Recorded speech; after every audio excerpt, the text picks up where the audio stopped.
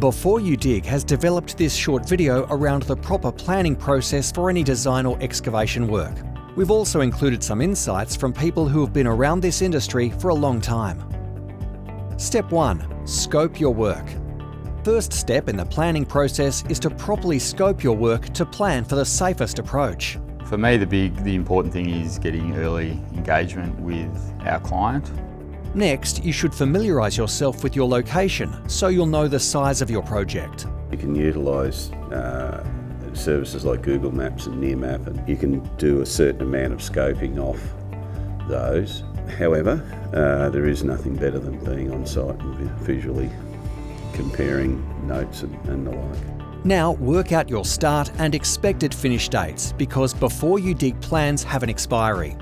Once your dates are set, figure out what resources you'll need for the work and make sure that they'll be available on the scheduled dates. I guess the first thing we do is go through the scope and find out who's best placed within our organisation to manage the project. Finally, identify what other assets are nearby that could be impacted by the work you're doing. Step 2. Register with Before You Dig. Are you a registered member? If not, jump onto the website to complete the registration form. Here's Graham from Before You Dig to explain the process. It's incredibly simple. You can jump on our website. There's a button to register. You do that, it takes about 5 minutes. Once you're registered, you'll be able to make free inquiries using the Before You Dig website or mobile app. Step 3. Make a request. When making a request, you'll need to select the location. Make sure the selected area covers the full scope of your work, but is still as specific as possible. Next is whether the plans are for design or excavation.